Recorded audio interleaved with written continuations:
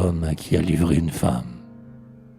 Oh honte, ce n'est pas seulement cette femme, sacrée alors pour tous, faible cœur, mais grande âme, mais c'est lui, c'est son nom dans l'avenir maudit, ce sont les cheveux blancs de son père interdit, c'est la pudeur publique en face regardée, tandis qu'il se couplait à son infâme idée.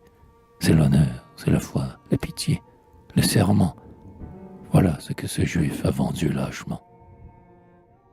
Juif, les impurs traitants qui l'ont vend son âme attendront bien longtemps avant qu'un plus infâme vienne réclamer d'eux, en quelques jours d'effroi, le fond du sac plein d'or qu'on fit vomir sur toi. Ce n'est pas même un juif, c'est un païen immonde, un renégat, l'opprobre et le rebut du monde, un fétide apostat, un oblique étranger, qui nous donne du moins le bonheur de songer qu'après tant de revers et de guerre civile, il n'est pas un bandit écumé dans nos villes, pas un forçat hideux blanchi dans les prisons, qui veuille mordre en France au pain des trahisons. Rien ne te disait donc dans l'âme, ô misérable, que la proscription est toujours vénérable, qu'on ne boit pas le sang qui nous donna son lait, qu'une fille des rois dont on fut le valet ne se met point en vente au fond d'un antre infâme, et que, n'étant plus reine, elle était encore femme. Rentre dans l'ombre où sont tous les monstres flétris, qui depuis 40 ans bavent sur nos débris. Rentre dans ce cloaque, et que jamais ta tête, dans un jour de malheur ou dans un jour de fête, ne songe à reparaître au soleil des vivants. Qu'ici qu'une fumée abandonnée au vent, infecte, et dont aucun se détourne au passage, ta vie erre au hasard de rivage en rivage. Et tais-toi, qu'avais-tu balbutié encore, dis, n'as-tu pas vendu l'honneur, le vrai trésor? Garde tous les soufflets entassés sur tes joues, que fait l'excuse au crime et le phare sur la boue. Sans qu'un ami t'abrite à l'ombre de son toit, marche, autre juif errant, marche avec l'or qu'on voit, luire à travers les doigts de tes mains mal fermées. Tous les biens de ce monde en grappes parfumées pendent sur ton chemin, car le riche ici-bas a tout, hormis l'honneur qui ne s'achète pas.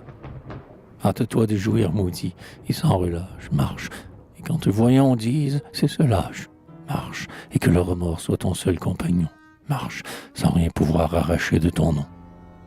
Car le mépris public, ombre de la bassesse, croît d'année en année et repousse sans cesse, et va s'épaississant sur les traîtres pervers, comme la feuille au front des sapins toujours verts. Et quand la tombe un jour, cette embûche profonde qui s'ouvre tout à coup sous les choses du monde, te fera d'épouvante et d'horreur agitée, passer de cette vie à la réalité sombre, éternelle, immobile. Quand d'instant en instant, plus seul et plus débile, tu te cramponneras en vain à ton trésor.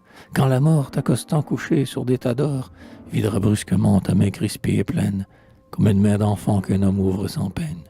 Alors, dans cet abîme où tout traître descend, l'un roulé dans la fange et l'autre teint de sang, tu tomberas damné, désespéré, banni.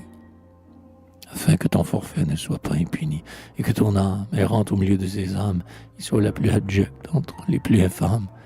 Lorsqu'ils te verront paraître au milieu d'eux, ces fourbes dont l'histoire inscrit les noms hideux, que l'or tenta jadis, mais à qui d'âge en âge, chaque peuple en passant vient cracher au visage, tous ceux, les plus obscurs comme les plus fameux, qui portent sur leurs lèvres un baiser venimeux. Judas qui vend son Dieu, Leclerc qui vend sa ville, groupe aux louches regards, engeance ingrate et vile, tous en foule à courront joyeux sur ton chemin, et l'ouvel indigné repoussera ta main.